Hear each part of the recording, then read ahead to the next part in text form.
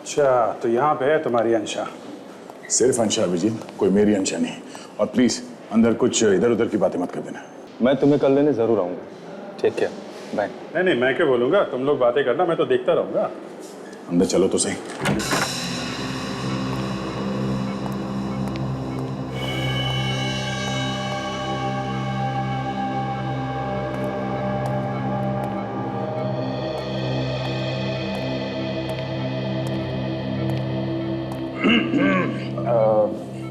मैं अभिजीत हूँ। Sorry Abhijeet, my friend. कैसे हैं आप? दर्द अभी कम है, पर पैर मुड़ने की वजह से मुझे मोह चाहिए। But I will be fine. कल तक मुझे हॉस्पिटल से डिस्चार्ज भी मिल जाएगा। अच्छा, वेरी गुड। वो डॉक्टर ने एक्सरे वगैरह देख लिया ना? He is fine with it. I will be fine. Okay. अच्छा, ये जो अभी आपसे मिलके गए वो कौन थे? वो मेरी फ्रेंड है प्रिया। नहीं, उसके पहले जो गए थे वो मेरी कजन है, बंटी भैया। अच्छा, बंटी भैया।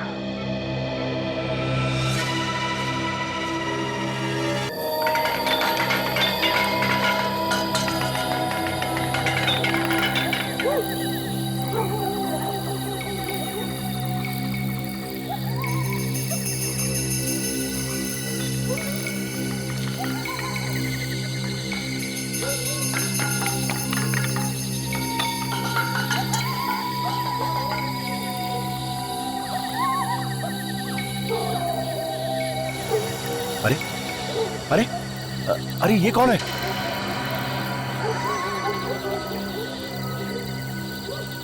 लगता है कोई भिखारी है। चलो चल के देखते हैं।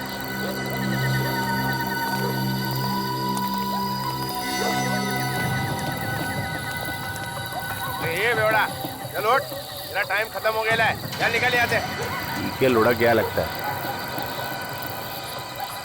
अरे करना क्या है? सीआईडी को फोन करते हैं।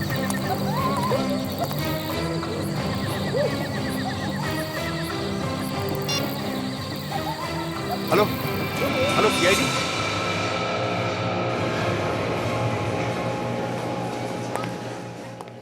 इस मोबाइल के बैटरी ने तो परेशान कर दिया है।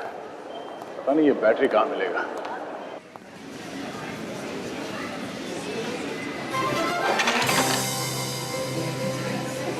I am so sorry.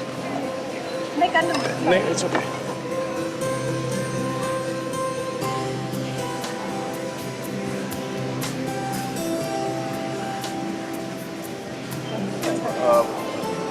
Thanks. आप ठीक तो है ना? हाँ, मैं ठीक हूँ। कितना हैंडसम है यार। इतनी जल्दी में क्या थी? इतनी देर बात तो कर लेती। शट अप प्रिया। तुम यहाँ शॉपिंग करने आई ये सब? चलो।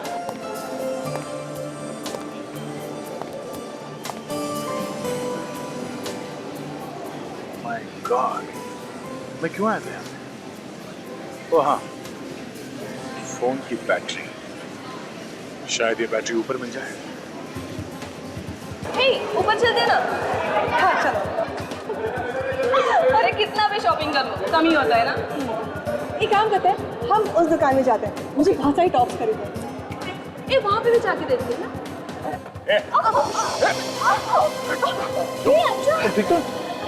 अंशा कुछ हुआ तो नहीं? I'm fine. चलो चलो। अंशा क्या यार? I'm fine. अंशा बहुत दर्द हो रहा है। मोच आ गई है। चलिए आपको हॉस्पिटल लेके चलते हैं, किसी डॉक्टर को दिखाते हैं। चलो आइए। I'll manage। देखो चल। Excuse me. हाँ विजय। क्या? खून? जोर से लगा क्या? कहाँ पे? ओके, ठीक है, मैं पहुँचता हूँ। ओह शिट, मोच आई शायद। अभिजीत, थोड़ी देर हो जाएगी आने में। मैं आके बताता हूँ तुमको, ठीक है? ओके। आप चलिए, मैं हॉस्पिटल लेके चलता हूँ आपको। ओके? Okay, we'll manage। देखिए, आपके पैर को चोट लगी है, कुछ भी हो सकता है, डॉक्टर को दिखा देते हैं। चलिए, मैं छोड़ देता हूँ हॉस्पिटल। संभाल के। आज 9 बजे दोस्तों के साथ फिल्म देखने का प्लान था। पर 9 तो बज गए। हाँ साजिद, प्लान कैंसिल।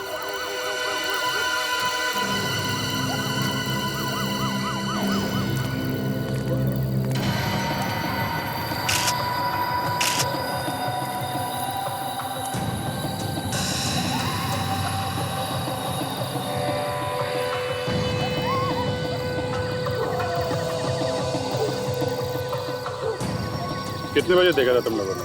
अभी अभी साहब, जैसे ही देखा आप लोगों को फोन कर दिया। कितने बजे की ड्यूटी है तुम लोग? साहब रात की ड्यूटी लगी थी, अभी भी पहुंचा था रात को 8:30 बजे साहब।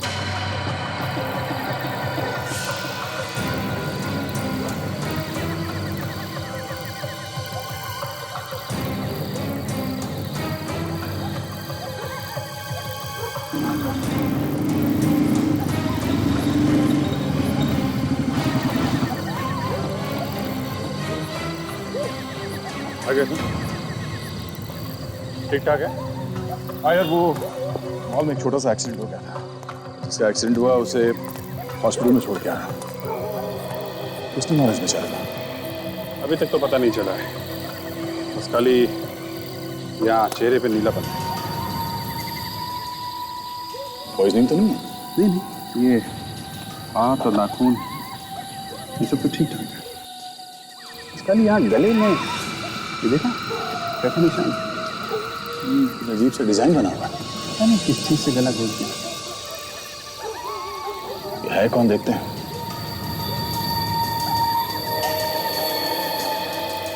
एक बात बताओ,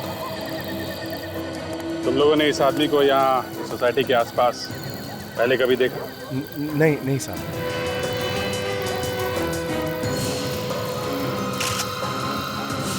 सीनियर सिटीजन अभिजीत, आधा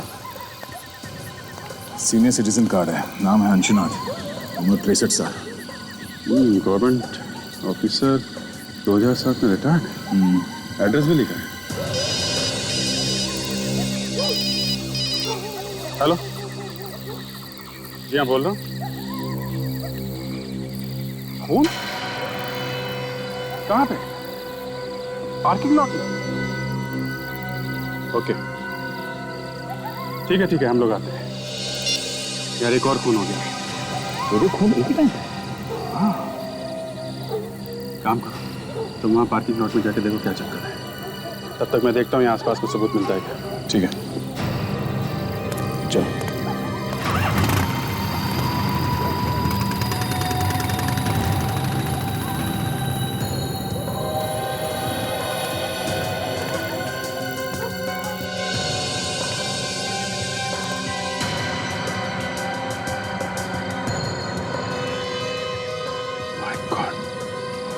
ये क्या चक्कर है?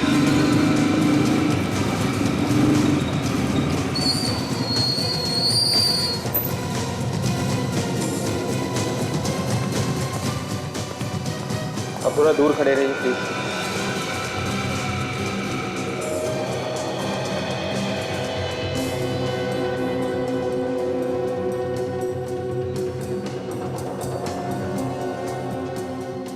तुमने कब देखा इस लाश को? मैं नाइट की ड्यूटी करता हूँ।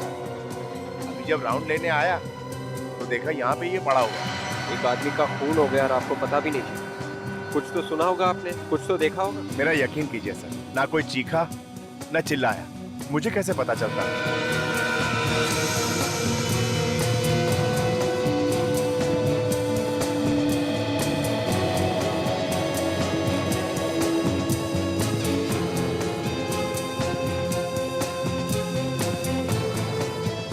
टायर के निशान काफी गहरे हैं।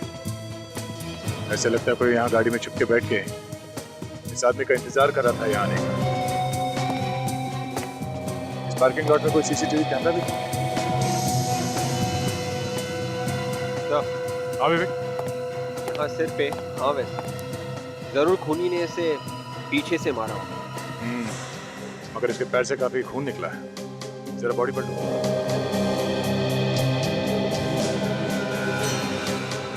ये तो केशव सर है, इसी बिल्डिंग में इनका ऑफिस है सर। अच्छा देखा विवेक, इसके जान की नस काटी है। शायद इस नस काटने की वजह से इतना सारा खून बह गया और उसी की वजह से इसकी मौत हो गई। मतलब सर खूनी ने इसके पैर की नस काटी और उससे सिर पे भी मारा, मगर कोई ऐसा करेगा क्यों? और इस आदमी ने मरने से पहले चिल्लाया क्यों नहीं? ये बात मेरी समझ में भी नहीं आ रही विवेक। कुछ तो गड़बड़ है इस खून में। अब इसका जवाब तो डॉक्टर सालुंके ही देंगे।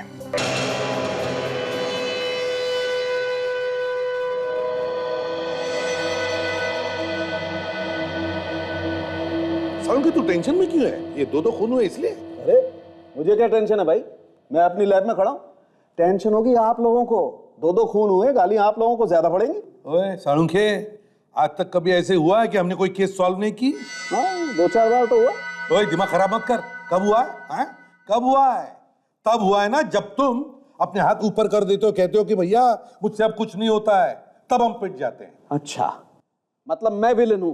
पहले से ही हो। पहले से ही। बहुत बढ़िया। मतलब अगर अपराधी न पकड़ा जाए तो न पकड़े जाने की माला मेरे गले में, और अगर अपराधी पकड़ा गया तो उसकी तालियां आप लोगों के हिस्से में। बिल्कुल। तो जाइए तालियां बजवाइए, जाइए। अरे अरे अरे सारुण के, मेरी बात सुन। मैं ये कह रहा था कि जब तुम हाथ ऊपर करके कहते हो ना कि मुझसे कुछ नहीं होगा, तब हम पिट जाते। ओह अच्छा, थैंक यू वेरी मच। आप लोगों ने कम से कम ये तो कबूल किया कि हम लोगों की वजह से आप लोगों की दुकान चल रही है। अनिरे, हम इन लाशों के बारे में बात करते हैं। हाँ चलो। तो ये दोनों लाशें दो अलग कहानियां सुना रही हैं बॉस। अच्छा, क्या क्या बोल रही है लाशें? ये दोनों खून एक ही आदमी ने किए हैं, है ना? एक ही आदमी ने नहीं किए। नहीं किए?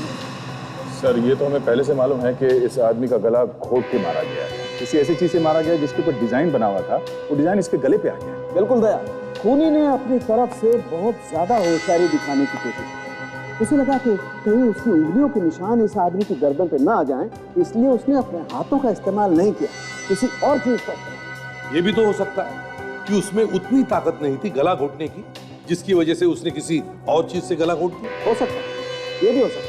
लेकिन एक बात बिल्कुल पक्की है बॉस कि खूनी अनाड़ी हड़बड़ाया हुआ है। शायद उसने पहली बार खून किया, लेकिन फिर भी खूनी हमारे लिए कुछ छोड़ गया। ये इसकी गर्दन पर पड़े हुए निशान, इन निशानों से हम उस चीज तक पहुंच सकते हैं जिससे इसका गला दबा है। और एक बात और, ये खून शाम को 6 बजे से 8 बजे के बीच में किया गया, और ये खून शाम को 8 बजे से रात के 10 बजे के बीच में किया।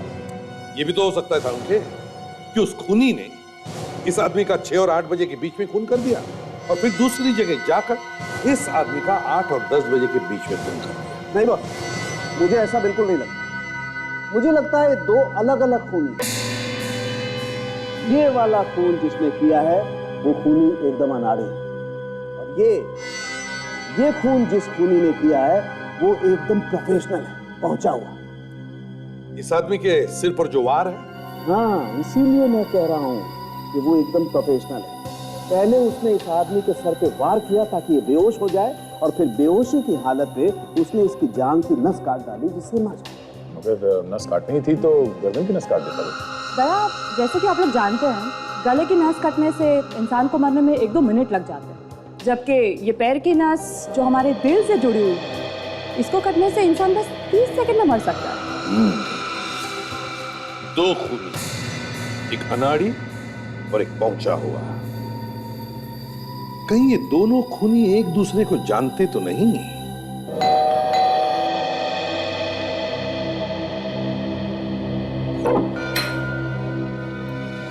जी हम लोग सीआईडी से और अंशुनाथ जी के खून के बारे में पूछताछ करनी। जी, मैं उनकी बेटी हूँ। आइए अंदर आइए। Thank you. घर में और कौन कौन रहता है? ये मेरे पति रजत है, हम लोग मम्मी पापा के साथ ही रहते हैं। ओह, आपकी मम्मी कहाँ है? वो मंदिर गई है पापा के लिए हवन करने, बस अभी आती होगी। ये आपकी मम्मी हवन करवाने अकेली गई है? जी, एक्चुअली पापा इन्हें ज्यादा पसंद नहीं करते थे। मैंने उनके मर्जी के खिलाफ जाकर रजत जी से शादी की थी, इसीलिए मम्मी ने उनके आत्मा की शांति के लिए रजत को हर पूजा और हवन से दूर रहने के लिए कहा। तो इसीलिए अकेली गई हैं हवन करवाने के लिए? जी सर, मरने के बाद कोई किसी से नाराज कैसे रह सकता है?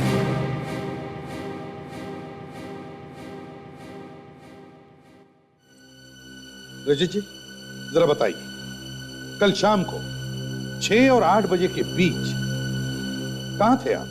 मैं? जी हाँ आप। कहाँ थे? लेकिन आप ये सब मुझसे क्यों पूछ रहे हैं?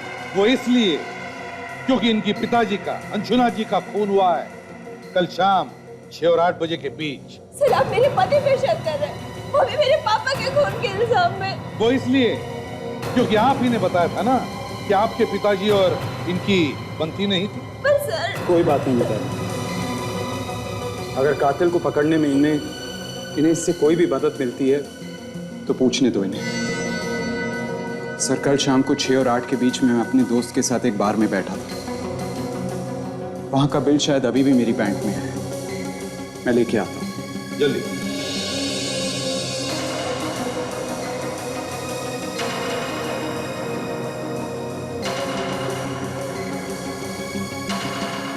ये लीजिए सर।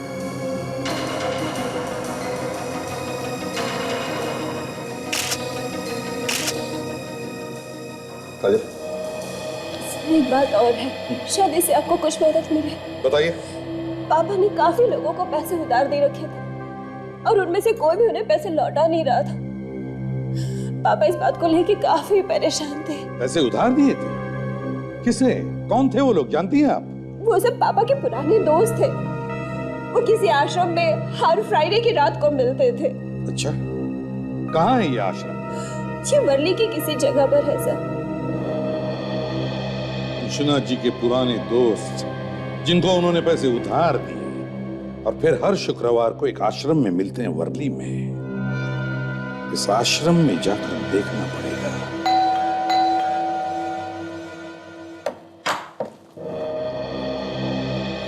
केशव का घर यही है? जी हाँ। हम लोग सीआईडी से। सीआईडी? आइए आइए अंदर। साहब, ये लोग सीआईडी से हैं, आप लोगों से मिलना चाहते हैं। जी कहिए। माफ कीजिए आप लोगों को तकलीफ दे रहे हैं, लेकिन हमें केशव के बारे में आपसे कुछ बातचीत करनी है। जी बोलिए। मैं ही केशव का पिता हूँ। ये मेरी पत्नी, ये मेरा छोटा भाई, ये उनका बेटा और ये उनकी पत्नी। देखिए हम जानते हैं कि आप लोगों पे क्या बीत रही होगी, पर ये जानना बहुत जरूरी है कि केशव की किसी के साथ कोई दुश्मनी थी? केशव की दुश्मनी हो ही नहीं सकती थी। सोने के जैसा दिल था उसका, किसी से कोई लड़ाई झगड़ा वगैरह कुछ नहीं था। दुश्मनी नहीं तो कोई ऐसा आदमी जिसके साथ उसकी बनती ना हो? मुझे तो ऐसा कोई आदमी याद ही नहीं आता जो केशव भैया को पसंद न करता हो। हाँ बेटे, तुम्हें कैसे याद आए? बिरजू, एक मिनट आप रुकिए उधर। ये जो अभी आपने कहा कि आपको कैसे याद आएगा, ये क्यों कहा आपने? क्यों नहीं याद आएगा इनको? बस ऐसे ही बोल दिया था। नहीं, कोई तो कारण होगा। क्या बात क्या है? केशव जी का इनके साथ रोज किसी न किसी बात पे झगड़ा होता था। किस बात पे झगड़े होते थे केशव के साथ? ऐसी तो कोई बात नहीं थी सर, मैं बताता हूँ। कपिल ना केशव के बिजनेस में काफी दखल अंदाजी करता था। ये बात केशव को बिल्कुल पसंद नहीं थी। इसी बात पर कभी कभी बहस हो जाती थी बस। कपिल जी, कल रात 8 से 10 बजे के बीच में आप कहाँ थे? आप मुझ पर शक कर रहे हैं? देखिए, आप इस तरह मेरे बेटे से बात नहीं कर सकते। मैंने सिर्फ एक सवाल पूछा, उसका जवाब दो। कल रात 8 से 10 बजे के बीच में तुम कहाँ थे? मैं कल शाम को अपने दोस्त देवांग के घर पे था। देवांग के यहाँ? लेकिन कल जब अपनी बात हुई थी तब तो तुमने कहा था कि तुम मयूर के यहाँ हो। वो मेरा मतलब है कि मैं देवांग के घर गया जरूर था, पर वो मिला नहीं तो मैं मयूर से मिलने चला गया। अच्छा, इस फैमिली बिजनेस के अलावा ये केशव किसी एड एजेंसी में भी काम करता था? जी हाँ, वो एक एड एजेंसी का मालिक भी था और पिछले काफी दिनों से वो काम को लेकर परेशान रहता था। उसका एक पार्टनर भी है, आलोक। आलोक? ठीक है, इस आलोक से भी मिल लेते हैं। सर इस आलोक को जरूर कुछ पता होगा। देखते हैं।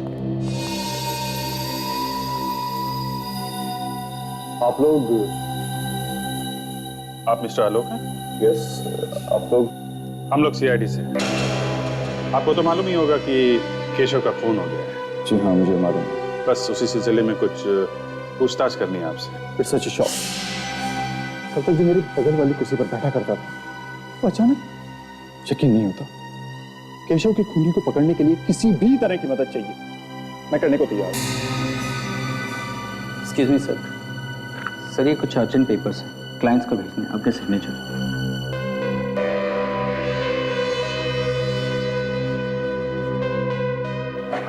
Thank you. आलोक जी, आप कल शाम 6 और 8 बजे के बीच में एग्जैक्टली कहाँ पे थे? मैं कल सीधा ऑफिस से जिम चला गया था। तकरीबन रात के 10 बजे तक मैं वहीं था। अगर ये सब आप मुझसे क्यों पूछ रहे हैं? खून का मामला है। जब तक कोई ठोस सबूत नहीं मिल जाता, हम सब पे शक करते हैं। अगर मैं केशव के पिता से मिले थे, उन्होंने बताया कि पिछले कुछ दिनों से वो ऑफिस के काम को लेकर काफी परेशान है। ऐसी क्या बात? सर, टेंशन किस बिजनेस में नहीं है? कोई छोटी मोटी होगी चीज, मुझे पता नहीं वो किस बात से परेशान है। ऐसे आपका जिम कहाँ है? अंधेरी में। मैं आपको कार्ड देता हूँ, आप चाहें तो वहां जाकर पता कर सकते हैं। खैर वो तो हम लोग पता लगा ही लेंगे। फिलहाल के लिए थैंक यू। जरूरत पड़ी तो आपको दोबारा परेशान करेंगे। जी जरूर।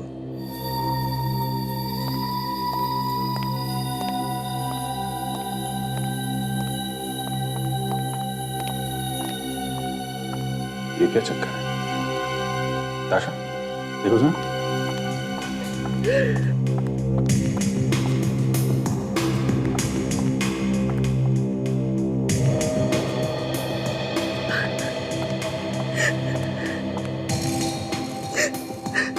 एक्सक्यूज मी,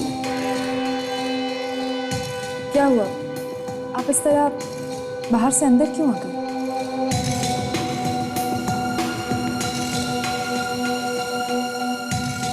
आप काफी परेशान लग रही हैं। देखिए, ऐसी कोई बात हो जो आपको बतानी है केशव के बारे में? केशव और मैं एक दूसरे से बहुत प्यार करते थे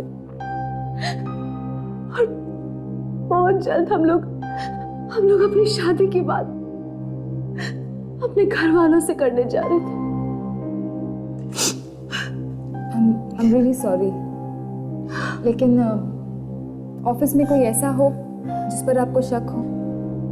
ऐसा कोई जिससे केशव का लड़ाई झगड़ा हुआ हो? केशव सिर्फ एक इंसान से हमेशा परेशान रहते थे और वो है ये आलोक। आलोक और उनकी सोच कभी नहीं मिलती थी।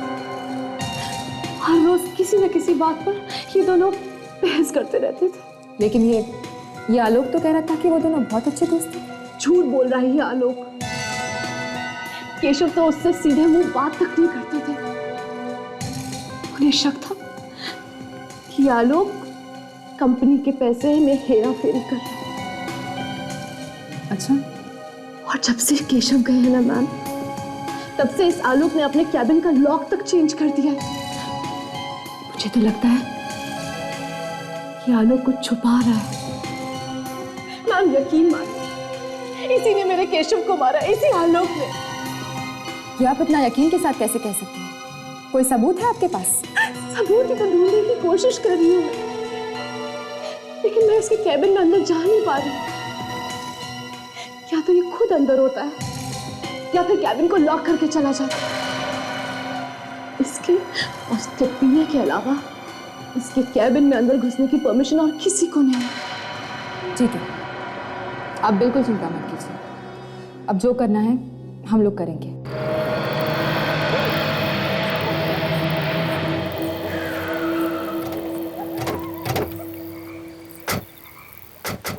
तो यही वो आश्रम है जहाँ अंशुनाथ जी अपने दोस्तों से मिलने हर शुक्रवार की शाम को आया करते थे। रुको रुको, ये आश्रम है जूते पहन के जाओगे तो पाप लगेगा। हमें जूते उतार के अंदर जाना चाहिए। ठीक, चलो।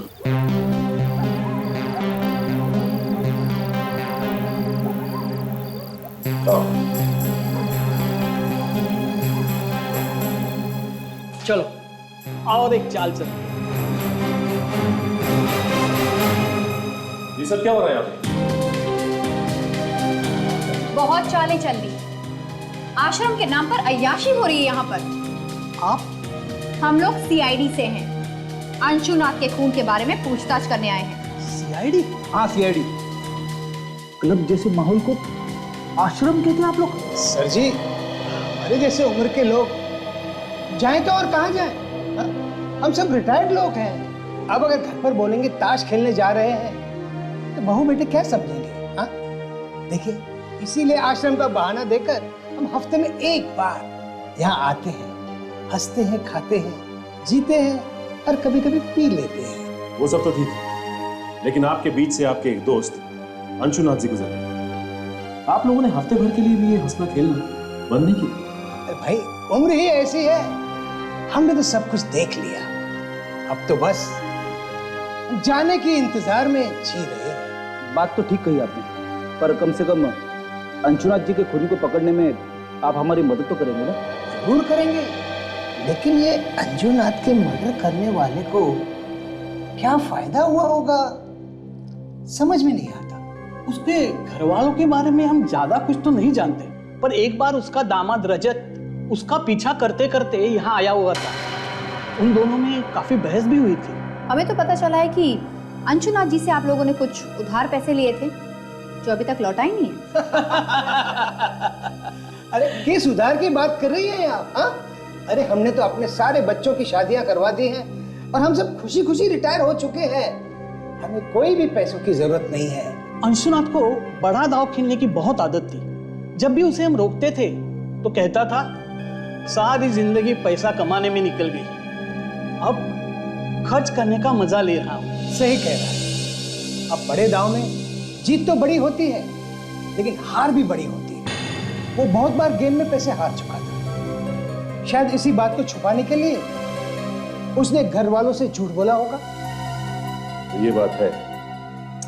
ठीक है, अगर हमें आप लोगों की दोबारा जरूरत पड़ी तो हम आपको याद करेंगे। जी।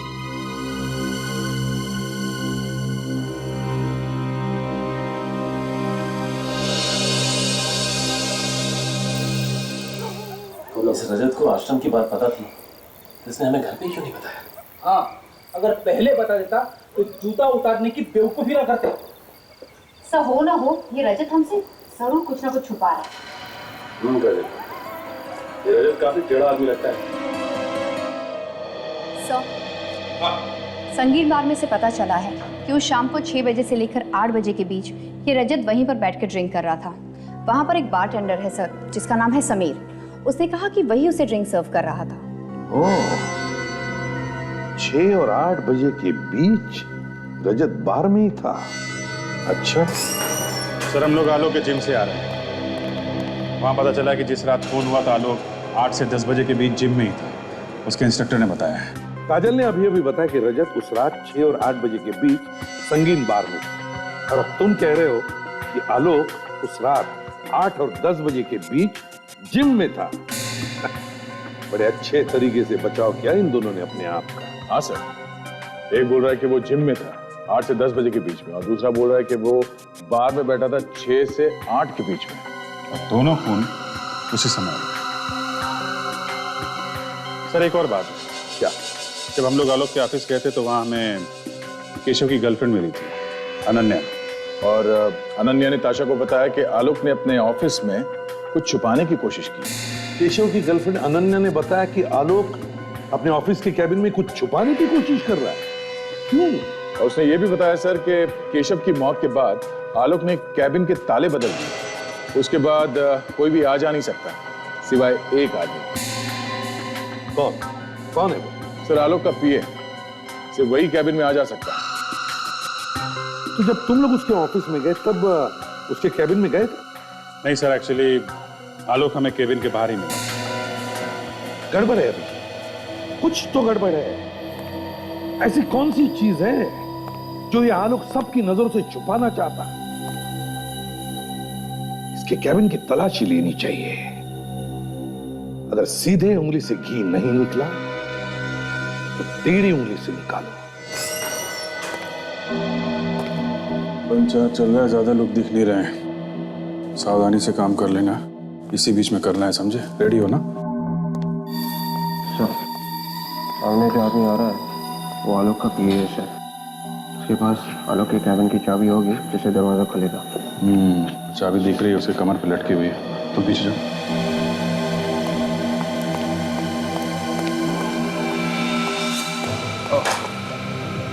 संभाल के लगी तो नहीं आपको? अरे आप तो वो आलोक जी के पीए हैं ना? जी हाँ सर, आपने पहचान लिया मुझे? क्यों नहीं। कल आलोक जी से बात हो रही थी तो आप आए थे वो कुछ साइन कराने के लिए। जी हाँ। अच्छा सर, ये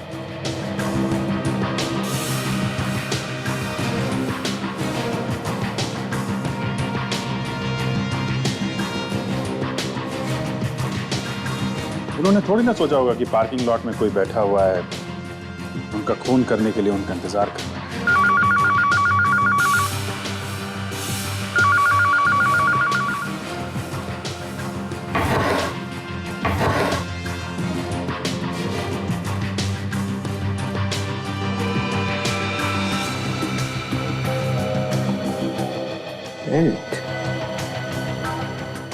एक मिनट। बेल्ट का पैटर्न बिल्कुल वैसा ही है जैसा हमें अंशुनाथ के गले पे मिला। 9 बजे आ जाते थे? जी हाँ। और किस प्रोजेक्ट पे काम चल रहा था? अभी तो फिलहाल दिवाली के लिए कुछ खास एड डिजाइन कर रहे थे, वो खत्म होते ही क्रिसमस और न्यू ईयर के लिए कुछ प्लानिंग चल रही है। वैसे केशव सर ने एक अभी फ्रेश एड बनाया था। नहीं, मत बताना। टीवी में देखूंगा ना फ्रेश तो अच्छा लगेगा। वैसे भी मेरा काम हो गया है। आपका काम मतलब? नहीं, हो गया, जो पूछना था वो हो गया। अच्छा। आप जरूरत पड़ेगी तो आपसे दोबारा मिल लूंगा। Most welcome sir, no problem. ये कार्ड आपका गिरा है क्या? हाँ, उठा लीजिए।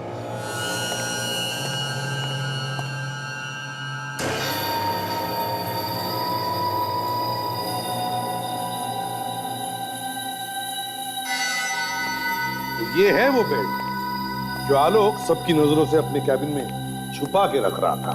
और सर, डॉक्टर सालोंके ने भी कंफर्म किया है कि ये वही बेल्ट है जिससे अंशुनाथ का खून हुआ है। ये वही बेल्ट है जिससे अंशुनाथ का खून किया गया। मगर ये बेल्ट आलोक के पास कैसे? अगर ये यहाँ पे था तो वो वहां पे था। हाँ, जो दिख रहा है वो है नहीं। इसने दिखाया कि वो वहां पे था और उसने दिखाया कि वो यहाँ पे था। सर, ये यहाँ पे था और वो वहां पे था, ये सब।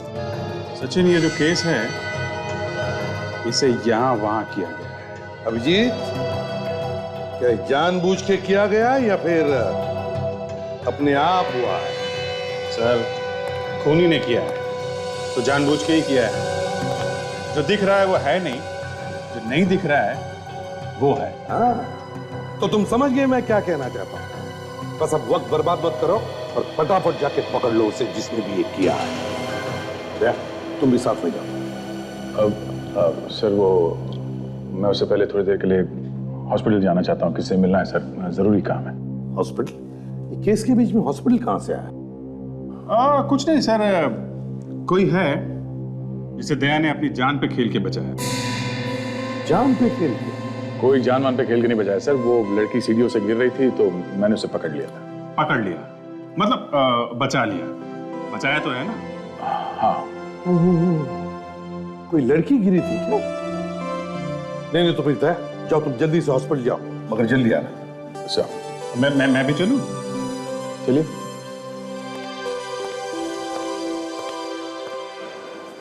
अच्छा, तो यहाँ पे है तुम्हारी अंशा। सिर्फ अंशा अभिजीत, कोई मेरी अंशा नहीं। और प्लीज अंदर कुछ इधर उधर की बातें मत कर देना। मैं तुम्हें कल लेने जरूर आऊंगा। ठीक है, बाय। नहीं, मैं क्या बोलूंगा, तुम लोग बातें करना, मैं तो देखता रहूंगा। अंदर चलो तो सही।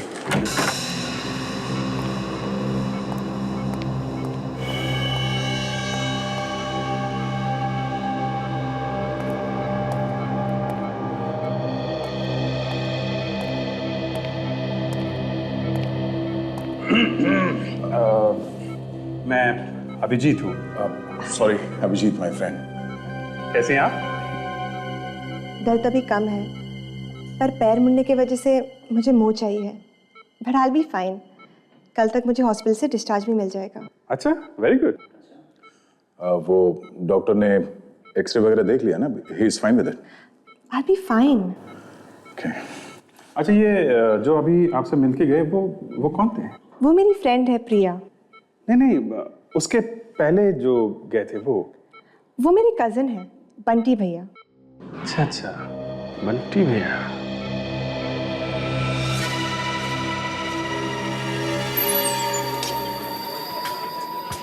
वो रहा समीर वही बार्टेंडर है जिससे हम उसे मिले थे। उस रात जब रजत यहाँ आया था और अंशुनाथ का खून हुआ था, समीर ही यहाँ।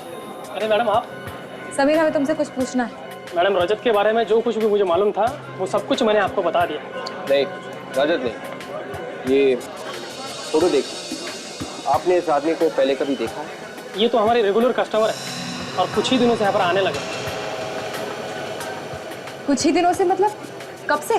करीब 1 महीने पहले हमारे इसी बार के आगे उनकी कार खराब हो गई थी। सब मैकेनिक आने तक यहीं पर आके बैठे थे, तब से हर रोज आना जाना है उनका। ओके। अच्छा, याद करके बताइए, वो आदमी रजत को जानता था? कभी बात करते हुए देखा आपने दोनों को? सर, बात करते हुए क्या, दोनों अच्छे दोस्त लगते थे और 3-3, 4-4 घंटों तक यहीं पर बातें करते रहते थे। Sameer, thank you very much. ACP sir को फोन करके बताइए।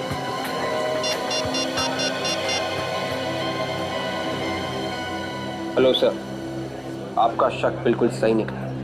सर, मैं केशव के खूनी को किसी भी कीमत पर सजा दिलवाना चाहती हूँ और उसके लिए मैं आपकी हर तरीके से मदद करने के लिए तैयार हूँ। गुड। देखो आनंद, उसके खिलाफ सबूत तो हमारे पास है, मगर हम चाहते हैं कि तुम उसे खुद फोन करके यहाँ बुला लो। उससे कहो कि वो सबूत तुम्हारे पास है और तुम एक कीमत पर ही वो लौटाने के लिए तैयार हो। मगर सर, ये तो बहुत... कुछ नहीं होगा, घबराओ मत, समझे? देखो, सबूत ढूंढने की कोशिश करेगा और जब उसे कमरे में सबूत नहीं मिलेगा तो अपने आप को बचाने के लिए भागने की कोशिश करेगा और वो तुम्हारे पास आएगा सबूत लेने के लिए और हमारे जाल में फंस जाएगा, समझे? कुछ नहीं होगा, तुम्हें घबराओ मत। चलो जल्दी से फोन करो उसे। जी सर। करो। हेलो, मैं अनान्या बोल रही हूँ। मुझे पता है कि इस वक्त तुम क्या ढूंढ रहे हो। वो सबूत जो तुम सबसे बचाने की कोशिश कर रहे थे वो अब मेरे पास है और बहुत जल्द मैं उसे सीआईडी के पास भेजने वाली हूँ। अब तुम बच नहीं सकते। सीआईडी? नहीं अनन्या, मेरी बात सुनो, ऐसा मत करो प्लीज। तुम्हें इसकी जो कीमत चाहिए मैं चुकाने के लिए तैयार हूँ। प्लीज सीआईडी के पास मत जाओ। कीमत? वाओ, मेरे बोलने से पहले ही तुमने कीमत की बात छेड़ दी। मुझे तुम्हारे सबूत के लिए पूरे 50 लाख रुपए चाहिए। 50 लाख? देखो, हाँ, रकम की मत सोचो, अपनी जान के बारे में सोचो, वरना बिना टाइम वेस्ट किए मैं सीआईडी के पास चली जाऊंगी, समझे ना? नहीं, ठीक है, मैं तैयार हूँ। मुझे 2 घंटे में मिलो। मैं तुम्हारे पूरे पैसे कैश में दे दूंगा। प्लीज वो सबूत किसी और को मत दिखाना। मैं इतनी बेवकूफ नहीं हूँ। अच्छा, कहाँ मिलना है? मैं तुम्हें जगह का नाम एसएमएस कर दूँ। सर, वो तैयार हो गया, हमें उसे एक जगह का नाम एसएमएस करना होगा। Very good Ananya. अब देखो शिकारी कैसे खुद शिकार बनकर हमारे जाल में फंस जाएगा।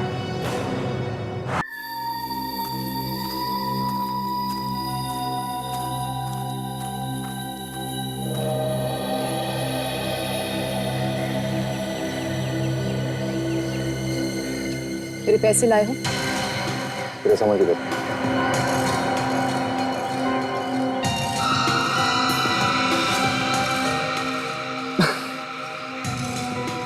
जितना मैंने तुम्हारे बारे में सोचा था, तुम उससे बहुत आगे निकली। केशव से बहुत प्यार करती थी ना तुम। उसी के खून का सबूत बेचने आ गई। वाह रे दुनिया। देखो, मैं यहाँ पर तुम्हारी बकवास सुनने नहीं। कल तक मेरे साथ केशव था, मेरे पास सब कुछ था, लेकिन आज जब वो नहीं है तो मुझे भी तो अपने कल के बारे में सोचना पड़ेगा ही ना। 50 लाख देने वाली हो ना तुम मुझे? हाँ, मगर उसमें थोड़ी सी प्रॉब्लम है। मजबूरी? ये कौन सा नया ड्रामा है? देखो वैसे भी बहुत कुछ हो चुका है। 50 लाख देने को तो मैं तुम्हें अभी दे सकता हूँ, मगर मुझे इस चीज पर यकीन नहीं कि 50 लाख रुपए लेकर तुम सीधे सीआईडी के पास चली जाओगे। मेरा सारा राज तो खुल चुका ना तुम्हारे सामने। क्यों?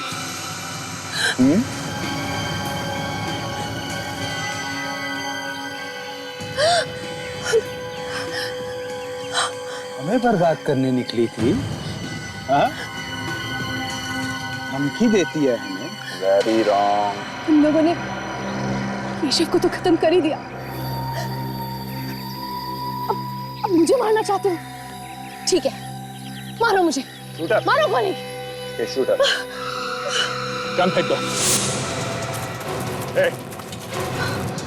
तुम दोनों का खेल खत्म हो चुका है, सरेंडर कर दो। अब नीचे, अब नीचे।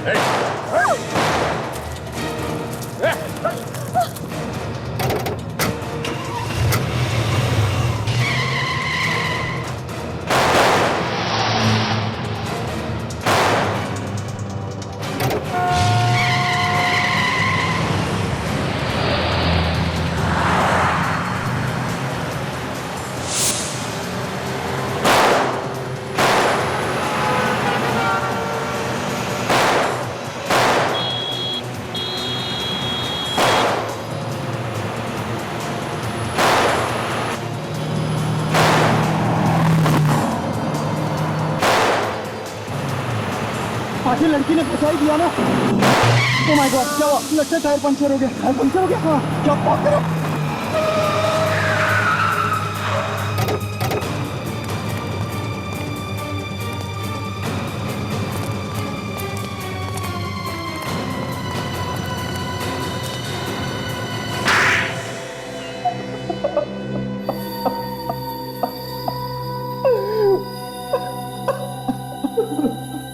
केशव और अंशुनाथ, जिन दो लोगों का खून तुम लोगों ने किया, उनकी लाशें डॉक्टर साळुंखे को कुछ कहानी सुना रही थी। वो कहानी अब हम तुम्हारे मुंह से सुनना चाहते हैं। पर हमने तो कुछ किया ही नहीं है, बिना वजह हमें फंसाया जा रहा है। दो खून करके चुपचाप बैठा है कुंडली मार के, सोचता किसी को कुछ पता नहीं चलेगा है? तुम्हारे पास सिर्फ एक ही लाइफलाइन बची है। सच बोलने की लाइफलाइन। सच बोलने की लाइफलाइन? हाँ, सच बोल, सच। सच के अलावा कुछ नहीं सुनेंगे हम लोग। मगर मेरी तो कोई गलती नहीं है। चुप, कुछ बोलना मत रजत। मैं और नहीं झेल सकता, मुझसे अब कुछ नहीं होगा। मुंह खोलोगे तो मारे जाओगे। ये क्या बोलेगा? इसके पास तो एक भी लाइफलाइन नहीं बची है। मैं सब कुछ भूल गया हूँ, मुझे कुछ याद नहीं है। हो, बेचारा सब कुछ भूल गया है। चलो हम तुम्हें याद दिलाते हैं। दया, जरा दिलाओ याद इसे।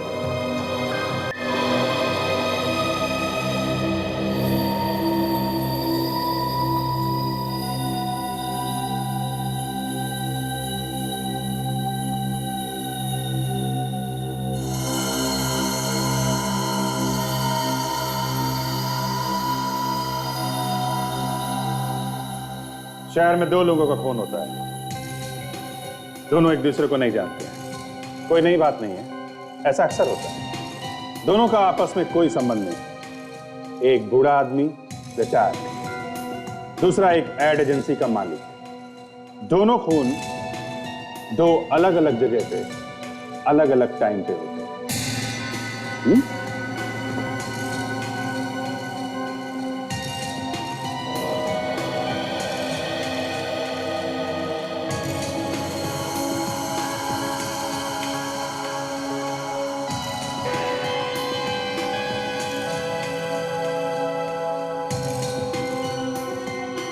और शक दो लोगों पे जाता है।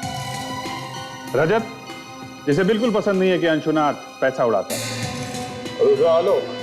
आलोक कंपनी में से पैसों की चोरी करता है और इसलिए केशव उस पे केस करने वाला था। मतलब ये दोनों खून पैसों के लिए हुए। और सबसे मजे की बात यह है सर, जब अंशुनाथ का खून हुआ तब रजत अपने दोस्त के साथ बार में बैठ के दारू पी रहा था। रजत ने अपने आप को बहुत अच्छी तरह से बचा लिया सर। और ये आलोक भी जिम में अपनी बॉडी बना रहा था जब केशव का खून हुआ। इसलिए दोनों ही बच गए। अब पकड़े तो पकड़े किसे, मगर तभी ये बेल्ट मिल गई। ये बेल्ट आलोक हमें तुम्हारे केबिन से मिली, जिसमें वही डिजाइन बनी हुई है जो बदकिस्मती से अंशुनाथ के गले में थी। सच बात तो यह है कि तुम दोनों ने आपस में अपनी पीठ थपथपाई है। लेकिन एक बात समझ में नहीं आ रही है, तुम दोनों मिले कैसे? संगीन बार में। संगीन बार में? इसकी बातों में आ गया था सर, और मैंने अपने हाथों से केशव को मार डाला। मुझसे गलती हो गई, प्लीज मुझे माफ कर दीजिए। वाह, और इन दोनों ने आपस में मिलके एक दूसरे का काम कर दिया सर। 6 और 8 बजे के बीच में आलोक ने अंशुनाथ का खून किया। उसके बाद वो खुद जिम में गया, वहां पे कसरत करने में जुट गया। और 8 से 10 के बीच में तुमने केशव को मार दिया, और किसी को शक ना हो इसके लिए सबके सामने बैठ के दारू पीने लगे। हा? पर सर, इन दोनों ने एक दूसरे के लिए खून किया क्यों? क्योंकि विवेक किसी को भी शक नहीं होगा। तू मेरा काम कर, मैं तेरा काम करूंगा। दोनों भी गुनहगार। दोनों अगर एक दूसरे के खिलाफ कुछ बोलेंगे तो दोनों भी फंस जाएंगे। तो प्लीज मुझे माफ कर दीजिए, मुझसे गलती हो गई, मुझे माफ कर दीजिए प्लीज। अब जिंदगी भर जेल में बैठकर माफी मांगोगे ना, तो भी तुम्हें कोई माफ नहीं करेगा। मगर सर, एक बात समझ में नहीं आई, आलोक ने सबसे छुपाकर इस बेल्ट को अपने ऑफिस में क्यों रखा था? रजत पे मुझे भरोसा नहीं था, इसीलिए इस सबूत को मैंने अपने पास रखा था। पता नहीं ये सबूत आप लोगों के हाथ कैसा लग गया। ये बेल्ट हमारे हाथ कैसे लगा, ये सोचते बैठना जेल में तब तक जब तक फांसी का ऑर्डर नहीं आता।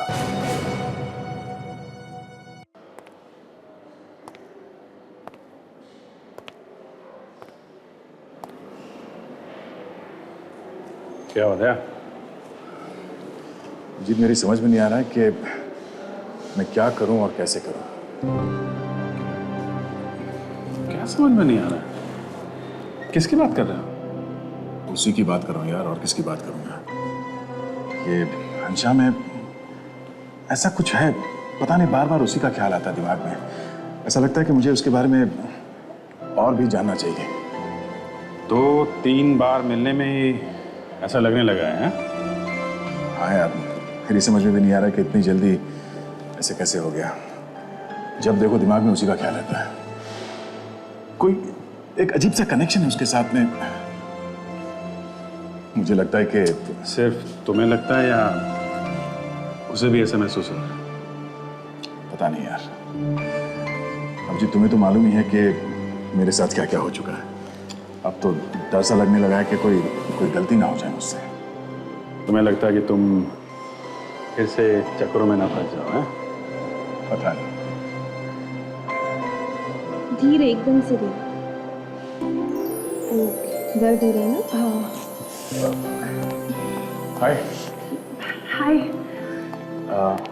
क्या कहा डॉक्टर ने? 1 हफ्ते में एकदम ठीक हो जाऊंगी, बिल्कुल पहले जैसे। बस तब तक चलना फिरना थोड़ा कम करना पड़ेगा। ये तो अच्छी बात है, तुम्हें रेस्ट की जरूरत है। You should take rest and take care also. I will drop you. संभालिए प्लीज।